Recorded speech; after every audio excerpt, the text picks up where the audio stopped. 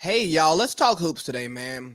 It's the I'm not gonna do that yet. But let's talk hoops, man. Let's talk hoops. Episode, I don't know, like 11 or 12. But I'm here. I'm live. I'm gonna talk hoops. We're gonna talk about, let's see. We're gonna talk about the off-brand finals, the process failing. Are the Hawks a serious contender? Brittle Brooklyn broke down Brittle Brooklyn, Eastern Conference Finals preview. We'll recap the Clippers and the Jazz because last week we already talked about the sweeping Suns. We'll give a little Western Conference Finals preview. We'll talk about some coaching in the NBA, Dallas dysfunction, and we'll finally close it out with a little bit of Zion's family matter. So we got a full episode today, man, and I just want to see. I just want to see where we're going to go with this. Let me stop being distracted so I can actually talk. So let's talk about the off-brand finals first. Before we talk about the off-brand finals, I hope everyone had a happy Juneteenth. I hope you celebrated. I hope you understood what Juneteenth is, what Juneteenth means to America, what Juneteenth means to Black America, and that you spread knowledge about Juneteenth. Yeah, it became a federal holiday this year. I believe that's a step in the right direction. It starts the conversation, but we can't stop that conversation with a holiday. We got to continue to press forward and demand equality for Black people. But let's talk about the off-brand finals. So look at the teams that are in the Final Four for the NBA this year. I promise you that there is not a gambler in America who got these four teams right. And if they did, they didn't do it because they believed it. It was just a wild guess. So in the East, we have the Bucks, who I have going to the finals, even though I said Brooklyn versus everybody. But that was pre-injury. I predicted the Bucks going to the Eastern Conference Finals. Then we have the Hawks. The biggest Hawks fan did not see this team ending up in the Final Four this year. I don't care what they say. If you did, you're a crazy fan who you know what? You're a crazy fan or a great predictor. But if you sent the money to Vegas, more power to you. Then on the Western Conference side, we have the Suns and the Clippers. And not that we wouldn't think that the Suns or Clippers could have made it based on what we've seen in the regular season. The teams and the players have reputations. You know, Chris Paul gets hurt and just doesn't deliver in the playoffs. That's his reputation.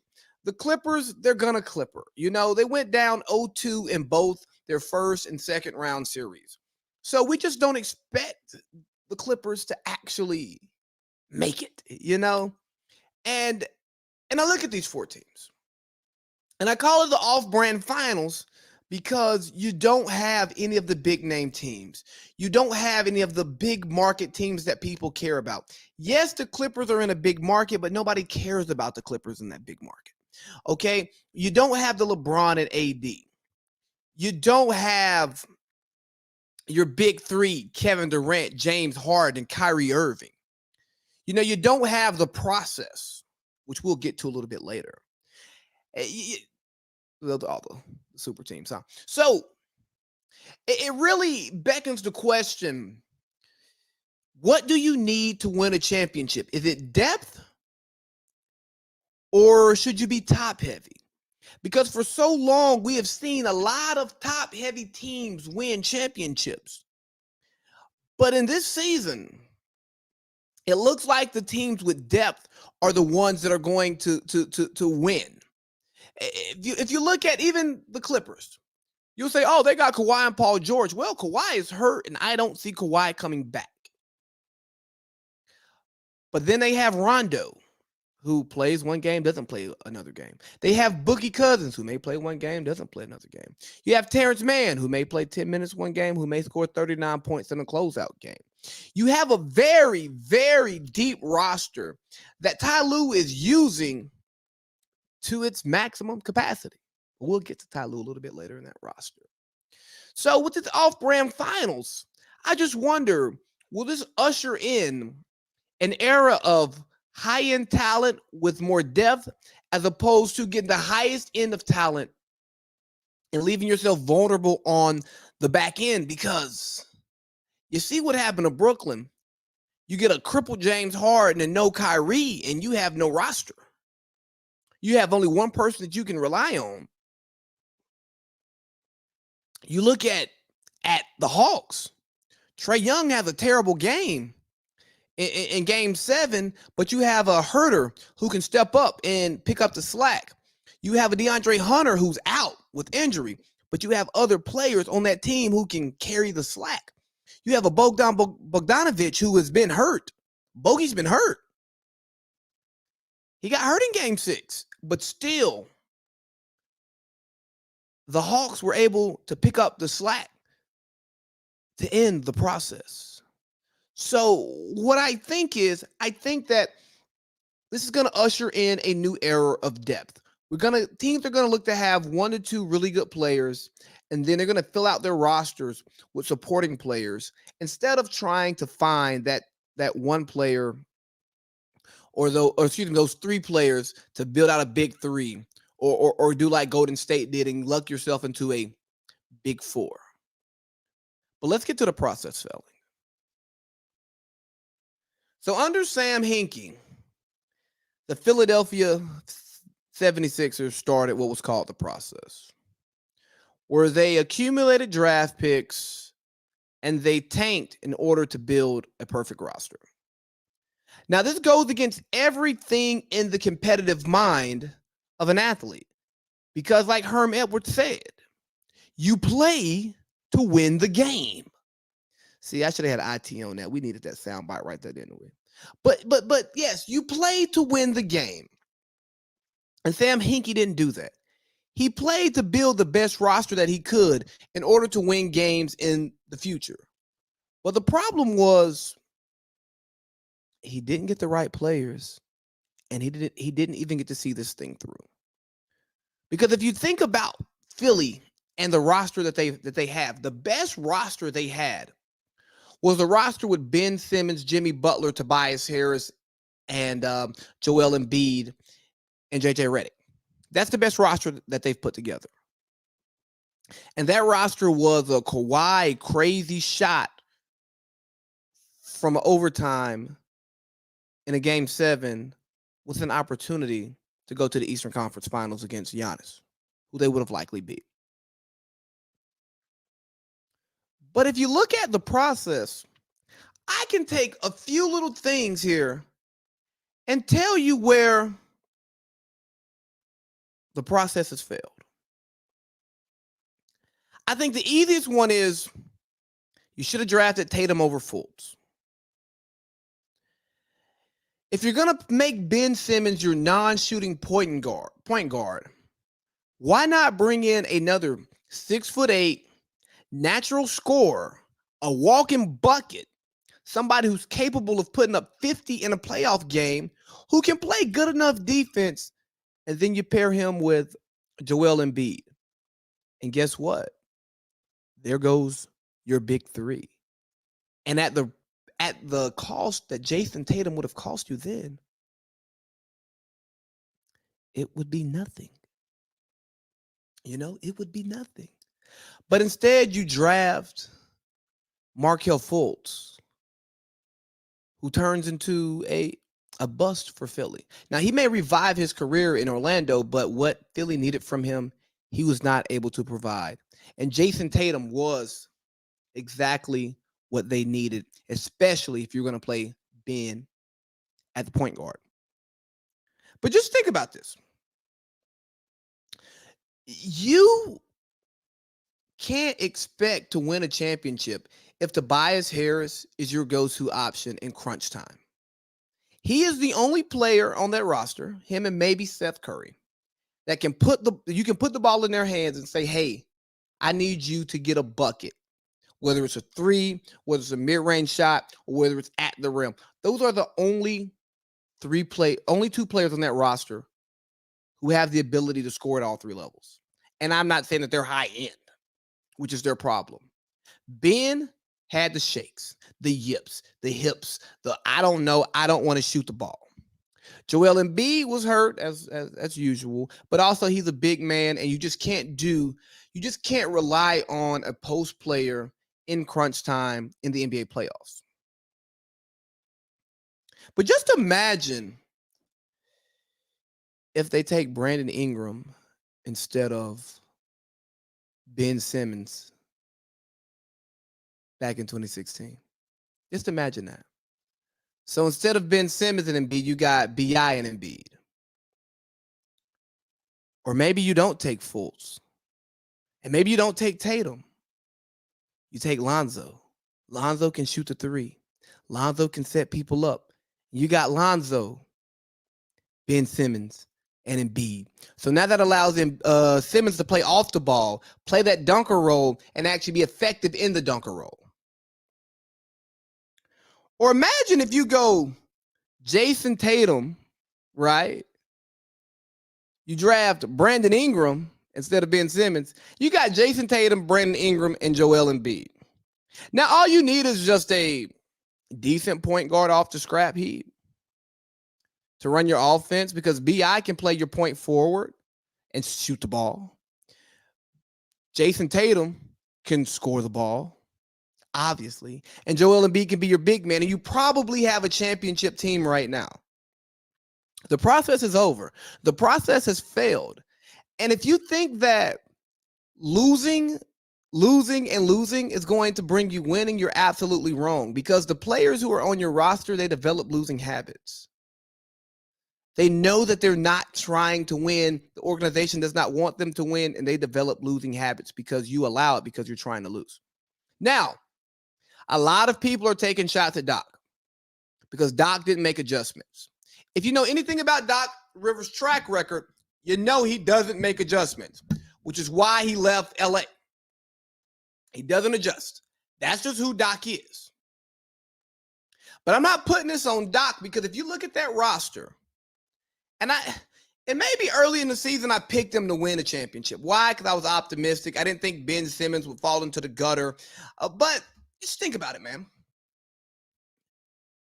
Could you really see them winning a championship? Like, give them the best coach who's ever coached basketball. Can you see that team as constructed winning a championship? Because I can't.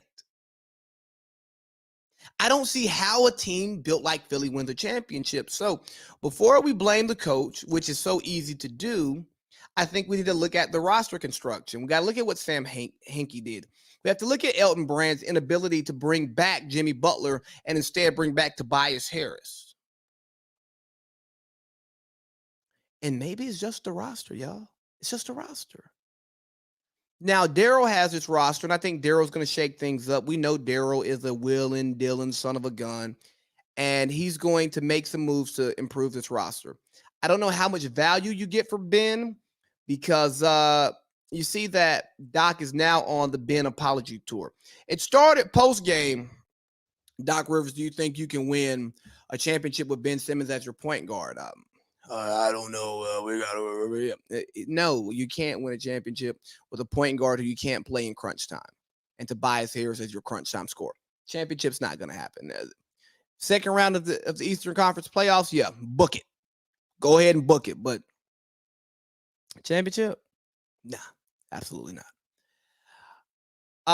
Joel Embiid talked about the turning point of the game when Ben had the layup or the dunk over Trae Young, and he dishes off to Thibault. Thibault gets fouled. Thibault hits one free throw. Trae comes down. Splash on your chick. Yeah.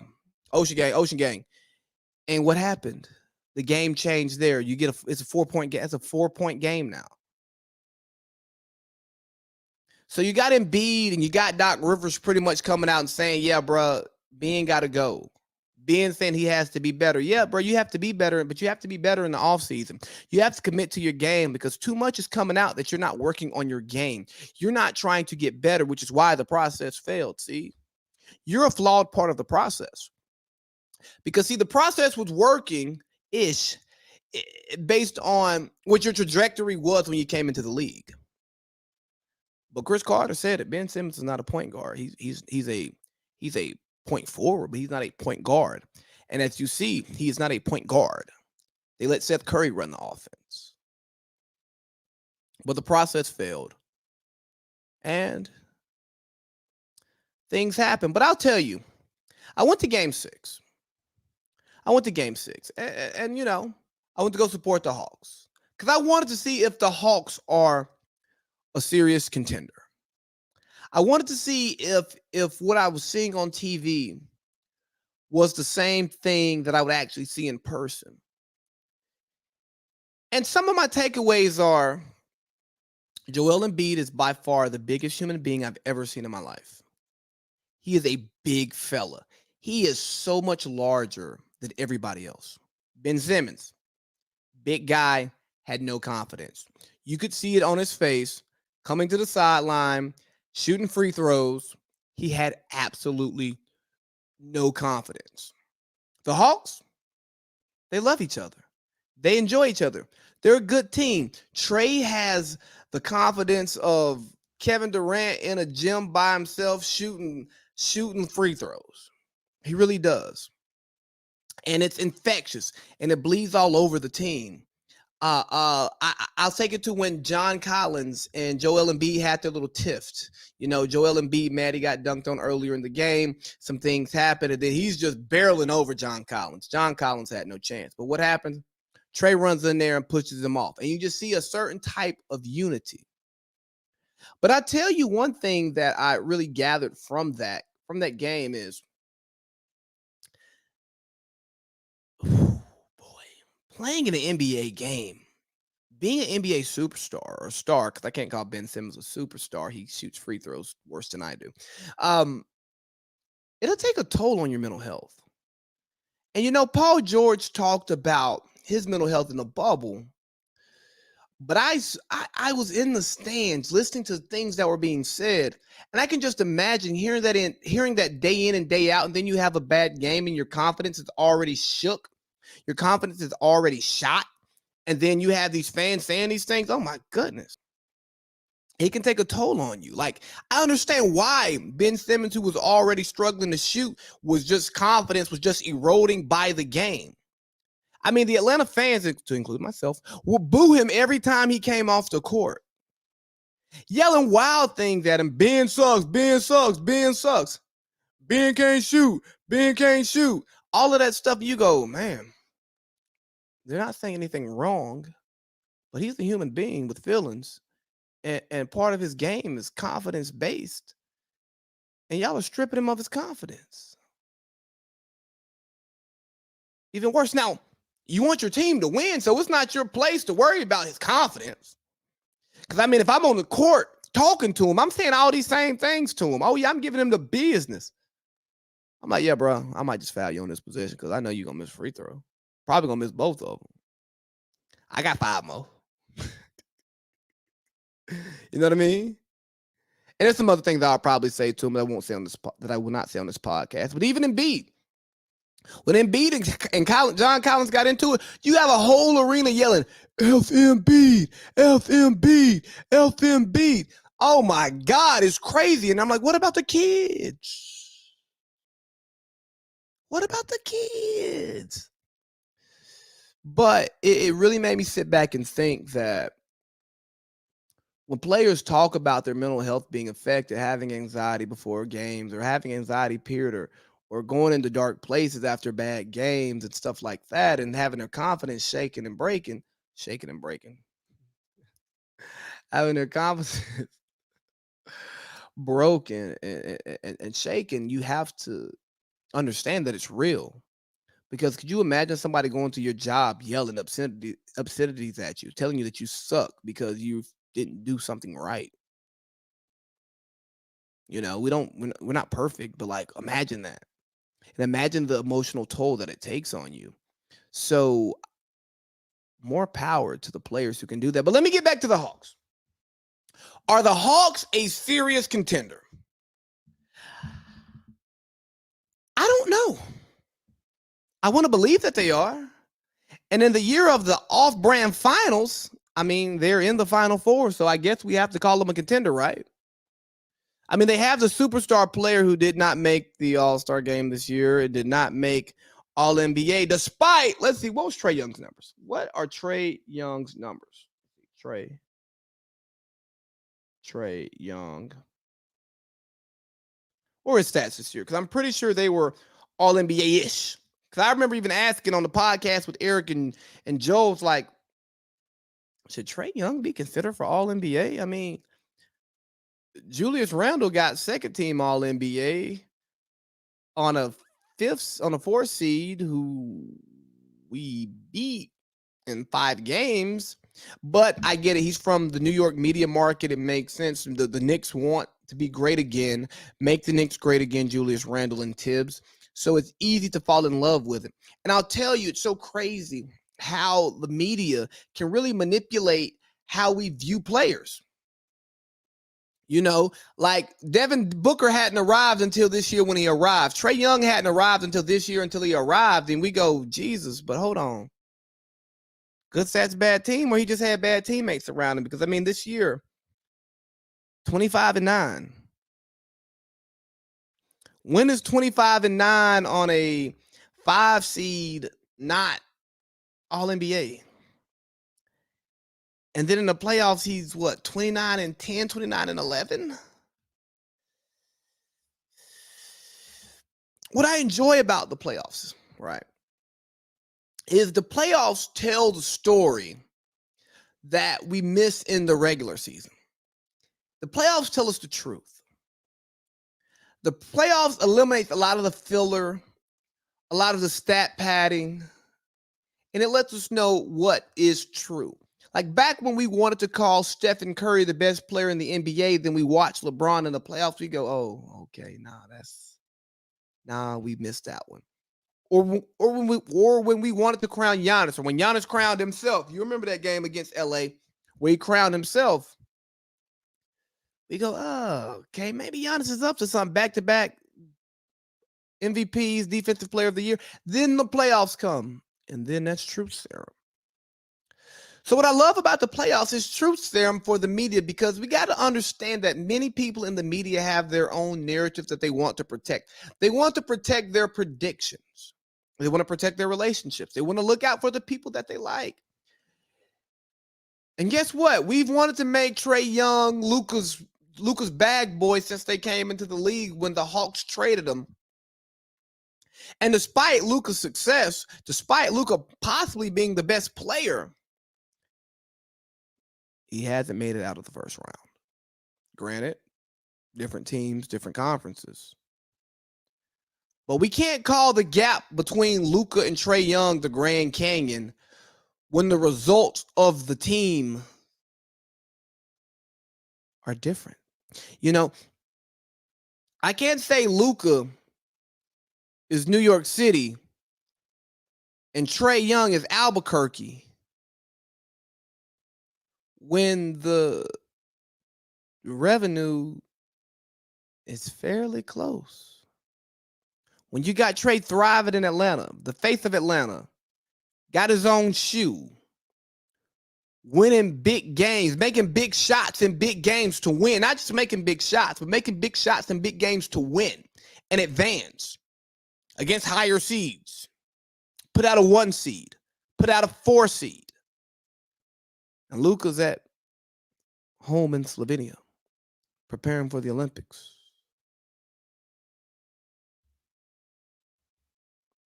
Now, I'm not saying Trae Young is better than Luka. I'm not saying that I would choose Trae over Luka to start my team.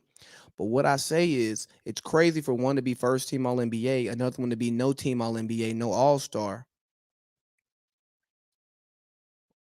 But one is dominating the playoffs and the other is at home. Dominating and winning. So are the Hawks a serious contender? Do the Hawks have a number one player that you can rely on to win a game? Absolutely. Do the Hawks have a roster that supports this player and maximizes what they do, and he maximizes what they do, what his supporting players do? Absolutely. Capella is probably the best big man that he could have. John Collins, a great 4 for him, somebody who can run the pick and roll, but can also knock down the corner 3, can play some defense, grab some boards. Bogey, yeah. Gallo off the bench, absolutely. Lou Will, a walking bucket, yes, sir. So the blueprint is there for the Hawks to contend, but I don't know if they will. But before we preview the Eastern Conference Finals, man, let's talk about brittle Brooklyn breaking down. Brittle Brooklyn broke down. They did. Sad to say, sad to see, but brittle Brooklyn broke down. Now, a few things about brittle Brooklyn breaking down is the injury bug got him. And that's the only thing that we can say is the injury bug got them, because when they were clicking on all cylinders, they were looking like the best team in the playoffs, especially in the second round in those first two games against Milwaukee.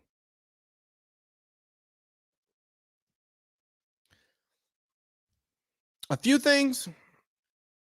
Now, KD is great. Kyrie is hurt. And James is hurt. And I will not accept criticism on James' performance because he could not run. He could not move laterally. And he did what he could to help his team. Now, he did have normal James Harden Game 7 numbers. He did. But I can't accept it this time. But for those of you who want to come for KD and say, well, LeBron, like, look, stop it. That's cheap. That's a cheap argument. KD may possibly be the best player in the NBA. I think his performance garners that respect in these playoffs. But now here's one thing that I don't understand. I don't understand why. No, I do understand why. But it bothers me that so many members of the media just don't like KD. And what I don't think they understand is the reason why he doesn't rock with them is because some of the stuff they say by him. So I was listening to The Herd today, and Colin had Rick Bucher on, and I want y'all to listen to a little piece here, and I'm going to talk about it and let you know why I think Kevin Durant has issues with people in the media and my issues with him. I don't see Kevin wanting to be the face of the league. I don't think he's really that guy, and that's absolutely fine. That is absolutely, that to me, it's like, why does he have to be the face of the league? Sure. Why can't he just be the best offensive player? Your thoughts? So just to set this up, Magic Johnson was saying that LeBron has one more year to be the face of the league, and then Kevin Durant will usurp him as the face of the league, which I can get behind that. I think that the NBA is getting closer to the NFL, and it's going to be more of a shield. It's going to be many faces of the league because, again, we have the off-brand finals here, man. A lot of these players are going to move up in their popularity because of the big stages that they're playing on. And LeBron is at home. And even Kevin Durant is at home. And one of these guys is going to win a ring who we didn't expect to win a ring, who hasn't won a ring yet, who's going to give a ring to a city who hasn't had a ring, who needs a ring. And their profiles are going to grow. And it's going to elevate their status. So more unlike the NBA has been where you usually have one face, two face, red face, blue face, you know what I mean? You're going to have multiple faces. It's going to be more like the Shield. And I think that's great for the NBA because it garners more interest. Having these smaller markets, having these lesser known markets in the bigger games, it's just going to grow their profile and grow interest in the NBA. It creating more parity, which is what fans say they want.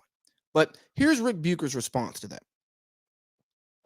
Yeah, no, I think that's fair. Honestly, my issue or my problem or the struggle is that I'm not sure exactly what Kevin Durant wants. And I am somewhat suspicious that Kevin Durant doesn't know exactly what he wants, that he's still seeking that, I don't know, validation, satisfaction, gratification from playing the game, because he's had the opportunity to be the leading scorer in the league. He's had the opportunity to be a big fish in a small pond. He's had an opportunity to be a champion.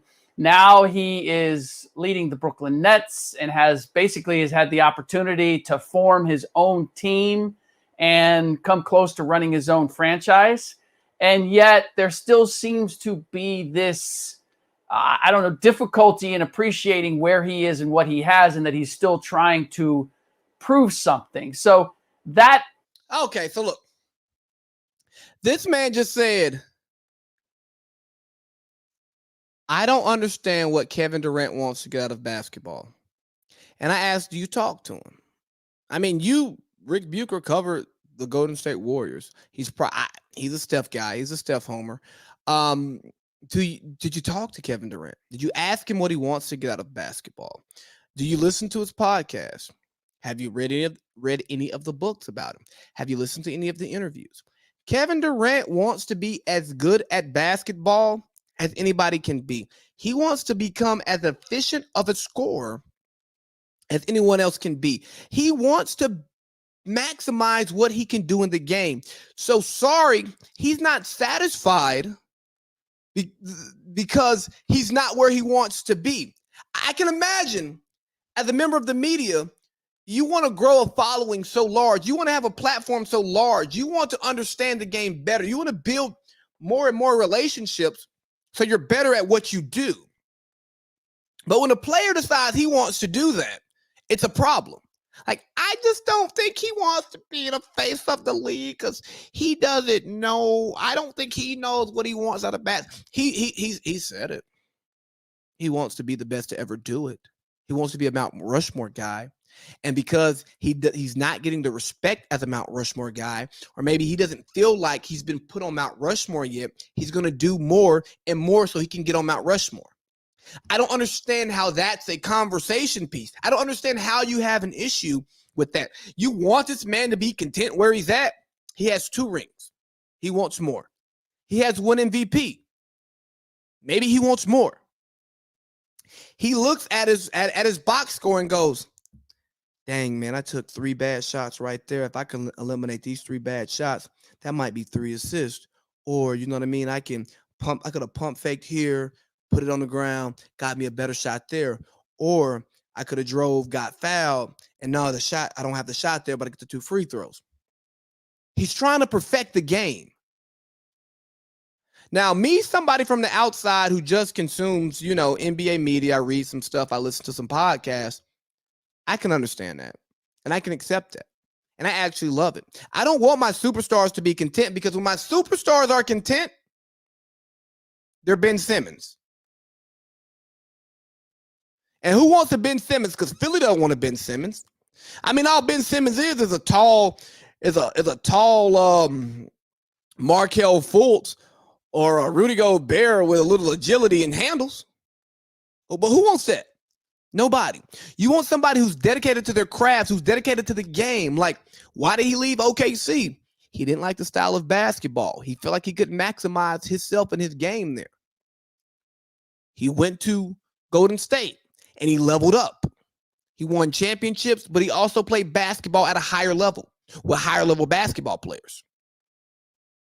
Then what? The Golden State thing runs dry. You listen to him talk about it. You listen to Steve Kerr talk about it. Steve Kerr was like, that was one of the worst seasons. I enjoyed losing more than I did winning and KD in that last season. Well, I'm not wanted here. Cool. I'm leaving. And I want to go somewhere else and play with other high-level basketball players.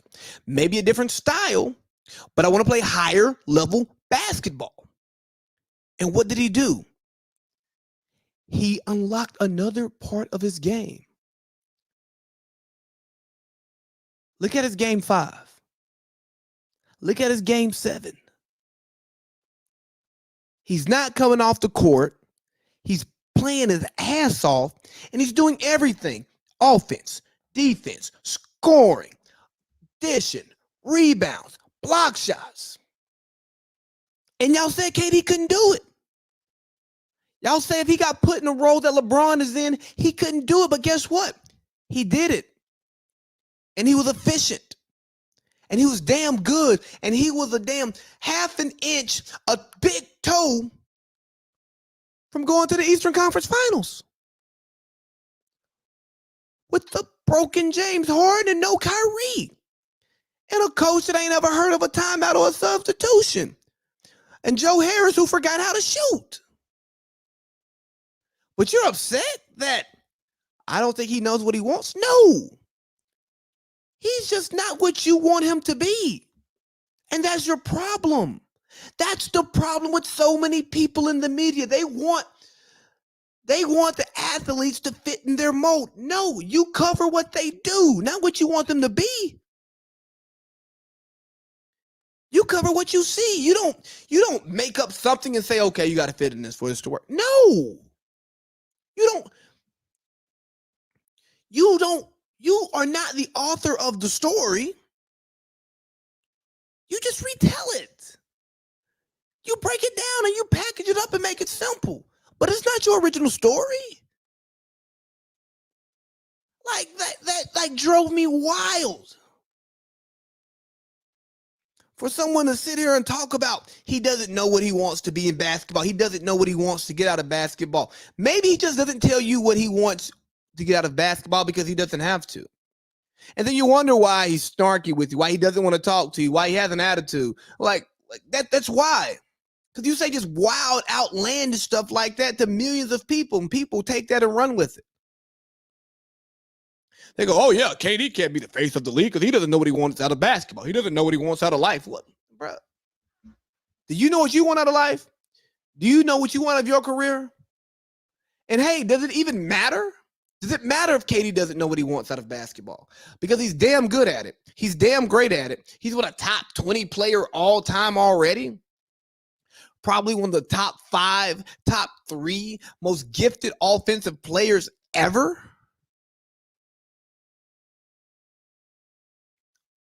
And he doesn't know what he wants out of it. Let me tell you something. If I can amass a net worth of upwards of 500 million, he'll be a billionaire by the time he gets out of the league. He's going to be one of the best players to ever do what he's done. One of the best people in his industry. And he walks away from it not knowing what he wanted from it. Let me walk away from podcasting the same place, and I'll tell you, I didn't even know what I wanted out of podcasting, bro. I was just talking, bro. I was just talking to people like it. Yeah, I'll take that. That's just how stupid you sound. Just stupid. But I don't know where Brooklyn goes from here. I know they bring back the big three. They bring back the big three, and I don't know what else they put around it. Obviously, some players are going to take pay cuts. But did some of the players on their roster earn pay raises? Obviously, Joe Harris didn't. But did Blake show us that given the right situation, he's a good basketball player again? He can contribute to winning. Because so often we want to kill the players for not contributing to winning, but does the environment that they're playing in contribute to winning? No. So we'll see. They only have one draft pick. Spencer Dinwiddie already said he's opting out because he's going to want more touches and more money, which he'll get somewhere. But he's going to be a piece that they're going to miss, because if they could have had Spencer Dinwiddie in this stretch right now, that could have gave James Harden a couple of minutes out of the game. Could have gave Kevin Durant a couple of minutes out of the game, and the team would have made it to the next round. Maybe if they don't even make the James Harden trade and they stick with LeVert and Jared Allen, now you have somebody who can meet Giannis at the rim. Now you have another scorer who can come in and be a spark plug for your team. And maybe, like the other teams that are still standing, you have the depth necessary to win a championship. Now, let's preview the Eastern Conference Finals. Honestly, I could see Atlanta getting the doors blown off of them. I could see Milwaukee in 5, if we're being honest. I could see Milwaukee in 6. I could see Atlanta in 6. I could see either in 7. I don't know. Because Trey's going to have to deal with Jrue Holiday. Trey's going to see a little bit of PJ Tucker. Trey's going to see a little Chris Middleton. Now, we know Giannis isn't going to guard any good players because, he didn't guard much of KD in the last series. So Giannis is going to be at the rim, though. I don't know. I don't know, man. Like, it's easy to pick the chalk and go Milwaukee. But I think Atlanta does have the personnel to actually build that wall. And if Jrue Holiday continues to shoot the way that he's shooting what? 24% from the three in the playoffs, we'll take that. If Giannis wants to keep shooting threes, we'll take that. And if he wants to bring it down to the post, I like Clint Capella down there, making it difficult for him. I saw how we made things difficult for Joel Embiid when it mattered. And I'm sitting here talking myself into the Hawks in 6. So I'm not going to get too high. I'm not going to get too low. If Bogey's back, if Trey gets the rest he needs and he gets right, because they don't play until tomorrow, Wednesday, I think, hey, Eastern Conference Finals, Hawks in 6, man. That's my prediction. Eastern Conference Finals, Hawks in 6. I wish I had the guarantee button right now, because I would guarantee. Where we at? Oh, no, run. Hawks in 6.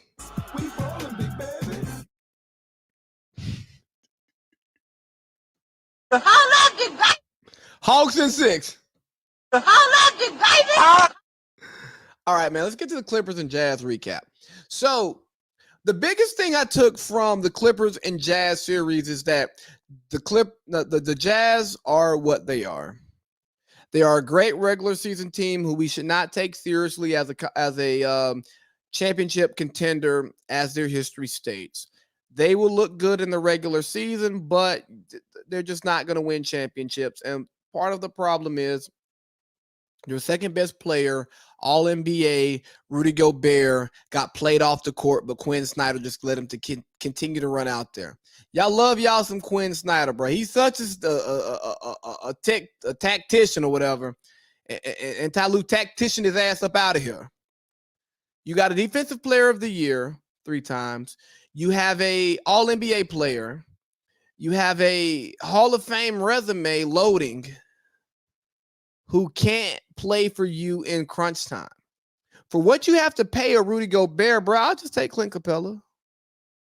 For what you have to pay a Rudy Gobert, I would love a DeAndre Ayton. I'm sorry. Rudy Gobert, there's not a place on my roster for Rudy Gobert, because Rudy Gobert is your prime example of a regular season player. Rudy Gobert is what the analytics nerds love.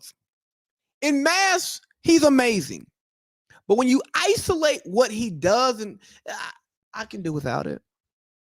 When I see star players want him in the switch, like, hold on, no, give me Rudy. No, yeah, come on, you. No, yeah, come on. Yeah, boom. Yeah, come here. Yeah. Me and you, let's dance. Can I have this dance? And he's your defensive player of the year. He has no blocks in the final 2 games of the series. He doesn't have a presence. He is offensively inept, and you want to put him on an All NBA team. You know, I think a lot of this All NBA stuff, these awards, are the analytics nerds trying to prove that they're right. So they pat themselves on the back, and they vote for the people who back up their beliefs. And then they can come back and say, well, see, 3-time All NBA. I mean, look at it. Well, yeah, you voted for him because he backs up what you think. And guess what? The playoffs, he's nothing.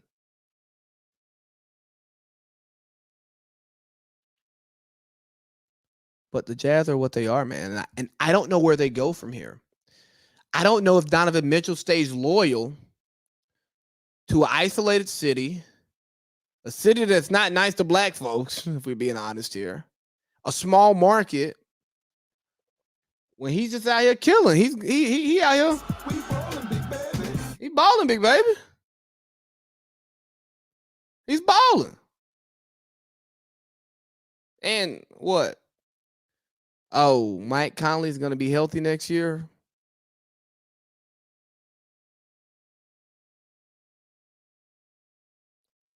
And Rudy Gobert going to be shooting threes. So, but one of the things I took away from the Clippers, Paul George is best when he's the one. Just think about it. When he was in Indiana and he really became a player that we respected, a player that was battling with LeBron in the finals. I mean, excuse me, in the Eastern Conference Finals. Took him deep. He was the one. He was the guy on offense. When he had his near MVP season playing with the Oklahoma City Thunder, Russ finally gave him the space and let him run his offense. And he was the one. And now we're seeing him close out a series versus the Jazz, then heat up versus the Suns with Kawhi off the court. Why? Because he's the one. Because I told y'all again, there's a lot of duplication between Paul George and Kawhi. Yes, it's great on the defensive end if they're going to play defense. And on offense, it's a lot of his turn, my turn, his turn, my turn. I don't really know how to get my rhythm going right. Because they do the same damn thing. They're perimeter scorers. But when Paul George doesn't have to worry about getting Kawhi his touches, making Kawhi happy, because you know Kawhi ain't going to say nothing to him. He's going to be looking like, I take that back. I don't know what Kawhi's level of communication is in the huddle, in the locker room. But obviously he doesn't speak in press conferences, right? But now he doesn't have to worry. He does not have to worry about making Kawhi happy. He can go out there and play his game. And it's obvious he's someone who thinks. He's in his own head. He has some of the LeBron, some of the A-Rod syndrome of you think things out too much, and it can affect how you play. If he gets going early, he's going to get going often. If he misses early, 3 for 17, you can book it. But when he doesn't have to think about getting Kawhi right, when he can only has to think about getting his game going, you see what he's doing, and he's putting up monster numbers. But I don't think it's going to be enough because Kawhi's not going to be back. It's not been confirmed, but, you know, with him being quiet, not projecting out when he's going to come back, he ain't coming back. They just want Phoenix to think about it and game plan for it. And Chris Paul is coming back. I don't know when he's coming back, but just the simple fact that the Suns were able to steal game one with no Chris Paul, and we know he's just in COVID protocols, and I'm pretty sure wherever he is, he's working out. He's staying in the best shape that he can. He's getting his shots up. He's going to be back, man. And Suns Hawks finals, man. Suns and Hawks. One more time. Suns and Hawks. That's going to be your final. Suns and Hawks. Okay, I'm done. Shout out to Cameron. But no, I think the Suns pull it out in about 4 or 5 games, to be perfectly honest. There are going to be some close games. There are going to be some tight games. But ultimately, I think the Suns have the deeper team, the better team, the more consistent team. And guess what, bro? I can't pick the Clippers to go to the finals. I can't do it. Just like I can't pick the Bucks to go to the finals. I can't pick the Clippers. Suns, Hawks. But let's talk about coaching. Because coaching is a thing in the NBA, right? And after these series, we just, oh my God, we put so much focus on the dang coaches. When Brooklyn was up 2-0, oh, Bud's out of here. He's got to go. Both times the Clippers are down 0-2. What is Ty Lue doing? Does he know what he's doing? I mean, did he really win that championship in Cleveland? Or did LeBron coach that team? Now that it's over, Doc, he just can't win a game 7. He can't. Quinn Snyder couldn't make adjustments. Nate McMillan, Took over the Hawks 27-11. He got them playing right, which is true. Hey, Monty Williams, he's turned that thing around in Phoenix, man. Yeah. But let me tell you something about these coaches. Because what I've seen is coaches, the media loves coaches who can squeeze the most out of an orange, right? We love us a Quinn Snyder because he can get a scrappy group to overachieve in the regular season. We like a Brad Stevens who can get a young group of guys to overachieve but not make the finals. We love a Nick Nurse who can, put a team together, tactician, all that stuff. We love that stuff, right? But what I think a lot of the media fails to do, because you have your Bill Simmons of the world, you have your Kevin O'Connors of the world, you have your Nick Wright of the world, and even a Skip Bayless will come in and they will murder a coach after a lost game, after a lost series. But let me tell you something. These coaches are orange juice. These coaches are lemonade. And I'll tell you what, nobody ever came to the bar to drink lemonade. They come to get top shelf liquor. And that's what the players are. We've had all this talk about coaches not being able to coach. And again, there are some coaches who can't coach. And when the black coaches struggle to get jobs, a lot of times they take jobs, bad jobs, just to get the job because they don't know if they're going to get a job, and they fail. And then it sets other black coaches back from getting jobs, right? But like I said, nobody goes to the bar for chasers. And coaches are chasers. The players are the liquor. Now, is some liquor good without a chaser? Absolutely, man. I love me a good bourbon without a bourbon neat. Love it. But every now and then, if you mix it, it becomes a bit more palatable. You still get the feeling you want, and it works, right? And that's what we're looking for here, man. A good coach ain't shit without good players. You got to have good players in order to be an effective coach. Look at what's going on in San Antonio. Is Greg Popovich not a good coach? Yeah. But guess what? He doesn't have great players. Look at Ty Lue. Look at his resume. He's up there with the best of the best. Fortunately for Ty Lue, the reason why he's been able to build this great resume is because he's taken good jobs. He got the LeBron job in Cleveland. And when Cleveland started the rebuild, gone. He got the Clippers job with Kawhi and Paul George. And guess what? He had them in the Western Conference Finals for the first time in franchise history. Why? Because he can coach. Now, y'all going to tell me that Brad Stevens is the best coach in the league. Y'all going to tell me that Nick Nurse is the best coach in the league. You're going to tell me that Quinn Snyder, best coach in the league. You're going to give Mike Budenholzer coach of the year. He won one playoff game. Nate McMillan, Eastern Conference Finals. Ty Lue, Western Conference Finals. Monty Williams, Western Conference Finals.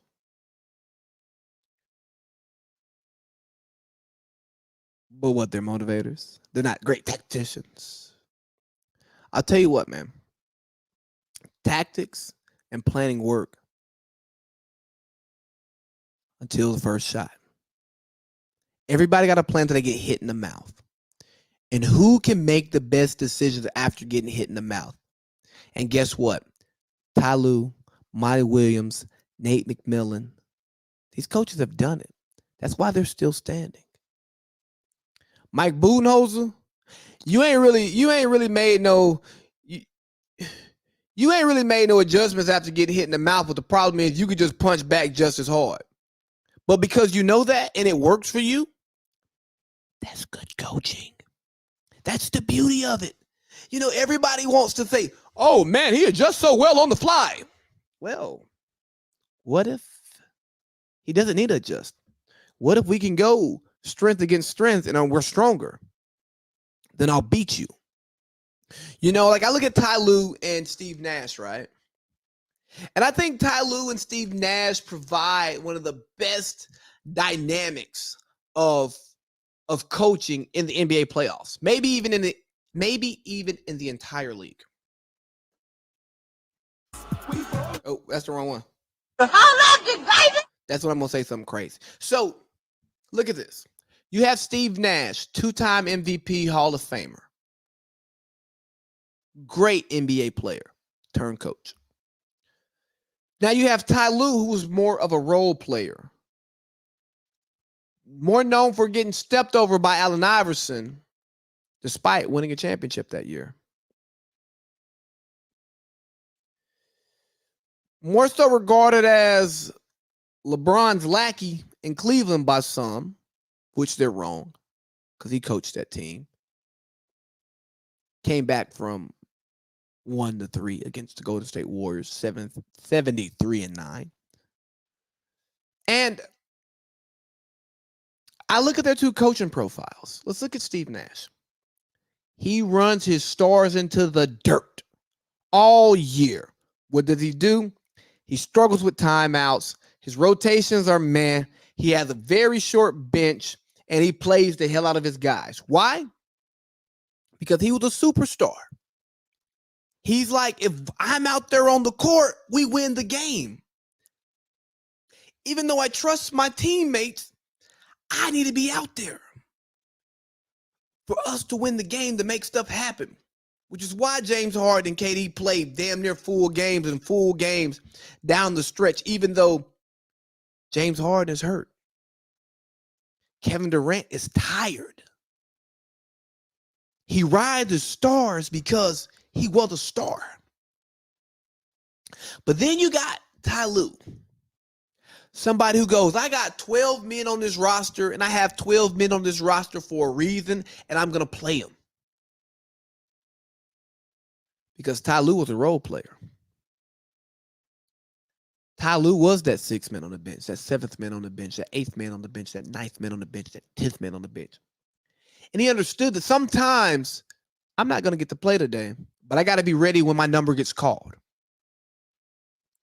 Somebody got hurt. Oh, I got to step up. I got to go ball. Oh, it's my matchup today. Oh, look, let me step in and go ball. And if I don't take care of business, I won't play. And that's how he coaches his team. One day Kennard doesn't play. Another day he plays 25 minutes. One day Rondo's in street clothes, and then the next game he's playing his ass off. Terrence Mann gets little minutes, then he scores 39 in a closeout game. Why? Because, see, Ty Lue trusts his roster. Because he was there on the roster, and he knows what those players do, what they put in, and what it takes to be a great bench player, because he was a good bench player, and he trusts his bench players because he had a coach who trusted him. Or maybe he had a coach who didn't trust him, but he knew what he could do, so he's going to put that trust into his players. Which is why we got to have players, coaches who understand the players. Because I told y'all the coaches are the orange juice. The players are the damn tequila. Ain't nobody paying $30 for no damn tequila, orange juice. They'll pay $30, $45 for a bottle of tequila. They'll buy a $25 shot of 1942. Paul George, that's 1942. Ty Lue, I love you, Ty Lue. Great coach. Amazing coach. Great resume. You cranberry. And that's all right. It's all right to be cranberry. It's all right to be orange juice. Brad Stevens, as a coach, you were orange juice. Tatum is the gin and juice. Yes. But that's a great combination. When you got the right chaser, you got the right liquor, you got a great party. A championship party. And that's the role of coaching in the NBA. You are not the main attraction. You are not the liquor. You're the chaser.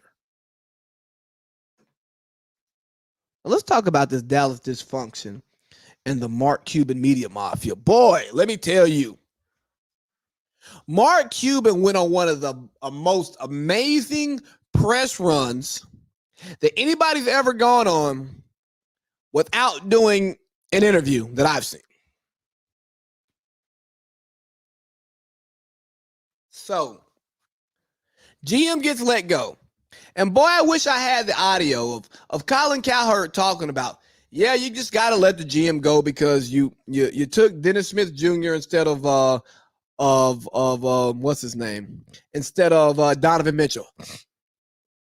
In a vacuum, sure. Then he's like, you have Donovan Mitchell and Luka Doncic together, and boom.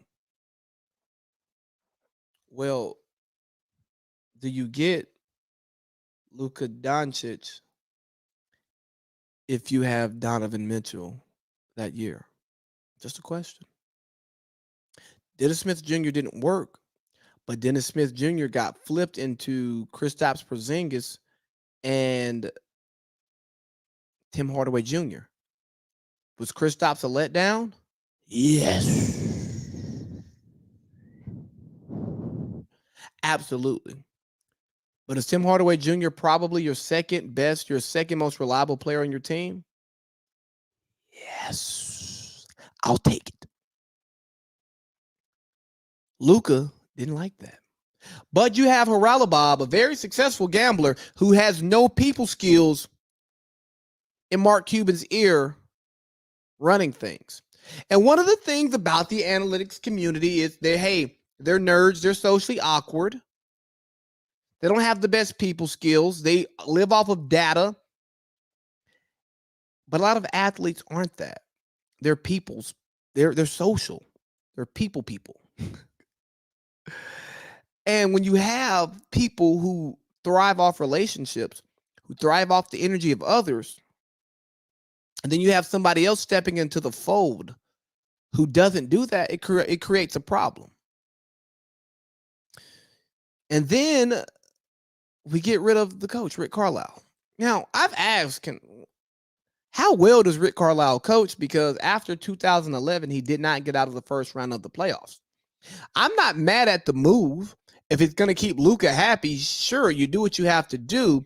But what my issue is that we're going to act like Dallas is not a dysfunctional organization. If Luka is so great and Dallas is such a great organization, why can't they get out of the first round?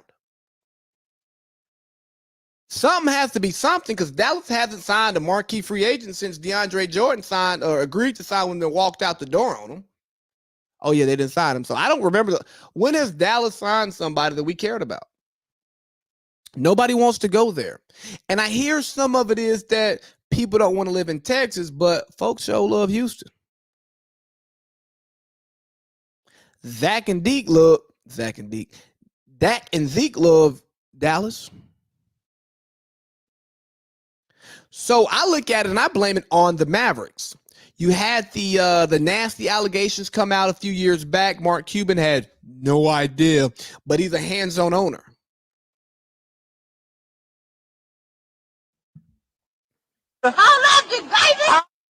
How you hands-on, but you don't know your folks got hands-on their employees?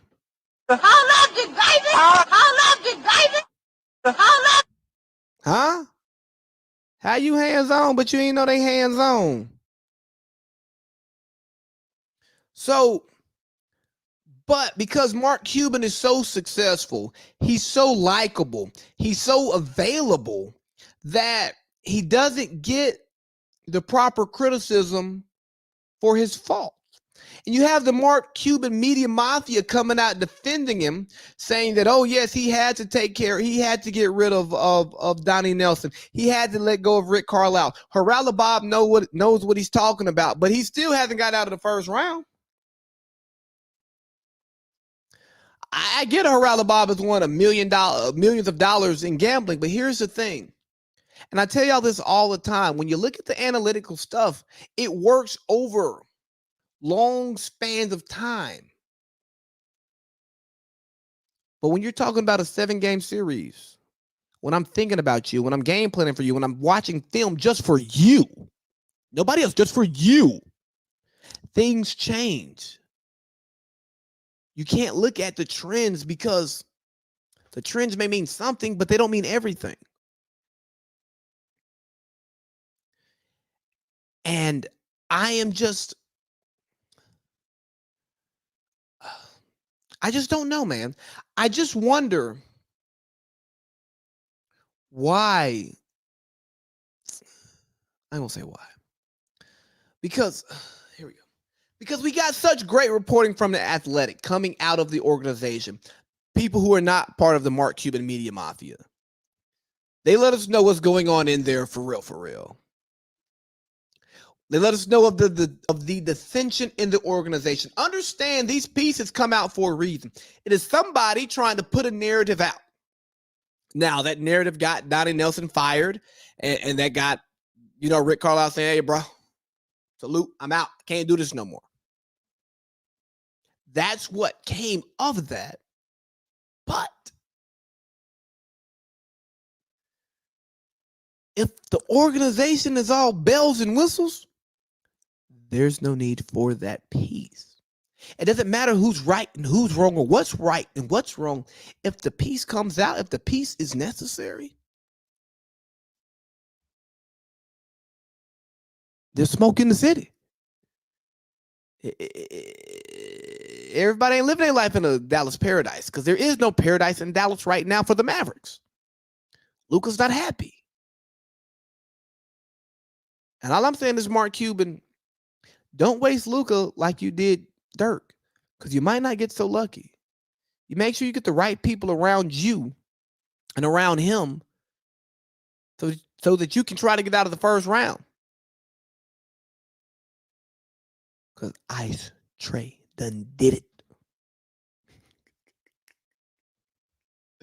How crazy would it be if we look back in 10, 15 years and the Hawks ended up winning that trade? Like they gained assets and they end up getting the better player, or the more productive player, the more successful player. Because y'all will never say that Luka or Trey is better than Luka. Y'all always say, well, Luka had this break for him. He played in the East, this, that, and the third. So-and-so got hurt. And yeah, I know. There's no way that Trey could be better than Luka because Luka is in Dallas and Trey's all the way in Atlanta. And instead of that being a 10-hour trip, y'all would tell me it would take 3 days for Trey to get to Dallas. But him know better. Speaking of dysfunction, oh my God, I did it again. Let's see, let's hide this. Let's edit this. We're going to edit and we're going to scroll across the bottom. Okay, Zion's family matters. So apparently Zion Williamson's family has expressed their frustration with the Pelicans organization. And I don't blame them personally, but I find it very interesting because Zion has barely played 2 seasons in the NBA because he barely played his first season. And he did not really play in the bubble for real. And they've missed the playoffs both years. Now, he's about to be on his 3rd coach in 3 years. So there goes dysfunction. There's rumors that New Orleans is the team that may be getting moved to Seattle because the Bensons don't really care about it. Their ownership group, it's their side hustle that they just meh because they're football people. And it's a city that only cares about the Saints and the LSU Tigers. So I get it. I mean, the NBA has tried to force basketball on New Orleans so much. I mean, they get an all-star game every 3-4 years. It's like, bruh, they don't care about the NBA here. They don't care about the damn Pelicans. They didn't care about the Hornets. It's okay. So my only issue is that they have a decent roster now. I didn't like the Eric Bledsoe for Drew Holiday move, but I'm sure Drew said, hey, bro, I'm not re-signing. So they had to get some value for him. I still struggle with Brandon Ingram being an all-star a season ago, Zion being an all-star this past season, Lonzo Ball really stepping up and it not working. So, let me see. What was Brandon Ingram's numbers this year? Because they were pretty close to his numbers last year. Let's see. This past season, 24 a game, 24, 5, and 5 on 46% shooting, 38% from the 3. Yeah, bro. I don't get it. I don't get how it didn't work. I don't get how their styles don't work. I don't get how you, Zion Williamson, who's not accomplished too much of anything in this league, is going to say, hey, New Orleans, you're not doing enough for me. And I'd say, hey, Zion, make yourself available, lose some weight. Don't get hurt. But then at the same time, I go, do I really think that New Orleans can win a championship? No. And because Zion knows that, it's like, get me out of here. Get me out of here before it hits me in my face and I end up like Anthony Davis or Chris Paul, who still has not won that championship. Anthony Davis, who finally won that championship. And it was getting out of New Orleans. It was going to a team that would properly take care of him, would properly build around him and his talent and his teammates.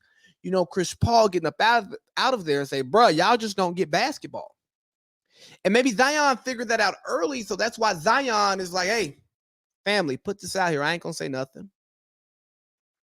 But for the people who are shocked, you shouldn't be shocked because Zion changed agencies real quick. Like, he had an agreement coming out of Duke with an organization, and then he said, I'm going to CAA. I need them relationships. He was glowing about playing in the Garden. It's like, oh, my boy RJ Barrett's up here. Reunion.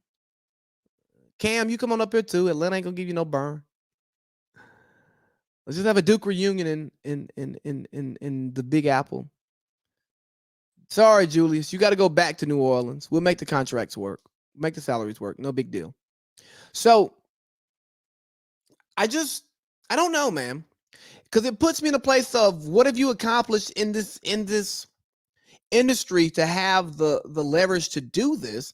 But at the same time, you're really good. You already have a shoe. The NBA cares about you, and you want to go work where you work. But will it work? Will it equate to championships? Does Zion play championship basketball? Is Zion part of the problem in New Orleans? I get that he's productive. I get that he's efficient. But does his style of play accommodate winning? Or is this a referendum on David Griffin, who we thought was a great GM, who said, oh, I want to go build, but having LeBron on your team makes it hard to build. Well, maybe it's hard to build because you're not a good carpenter, David Griffin. I mean, for God's sake, you hired Stan Van. And if you don't know anything about Stan Van, look at Detroit. Wasn't good. Didn't get good.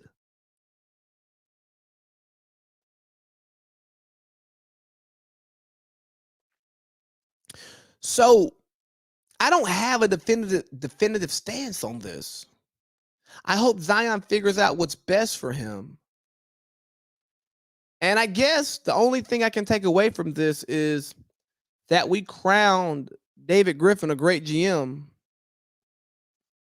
but he was just a byproduct of LeBron and a Knicks trade that, I mean, the Knicks at that time, they were not the brightest organization. So it was,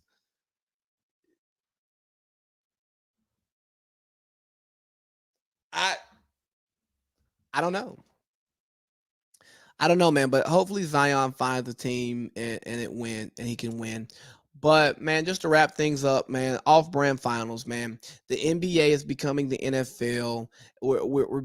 As LeBron descends and his reign ends, I think we're going to have an emergence of many, many players that we love to watch and see.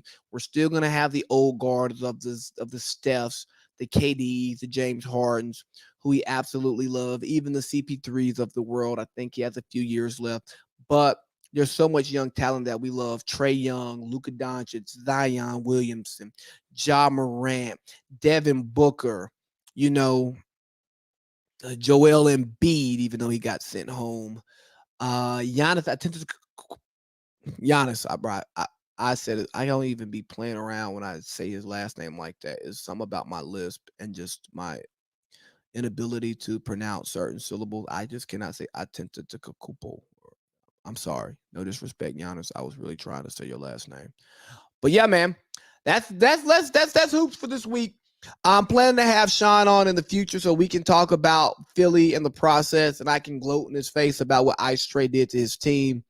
I have the pod crew on. Big Baby's podcast will be back for the first time in a few weeks. I'll have the pod crew on, and we're going to be talking about life, love, and a pursuit of happiness. Hey, make sure you go to bigbabythegoat.com, merchandise, get your Juneteenth gear. Make sure you go to bigbabythegoat.com, merchandise, get your Juneteenth shirts, man. It's not just Juneteenth, man. It's Juneteenth all year, man. Love y'all. Big Baby out.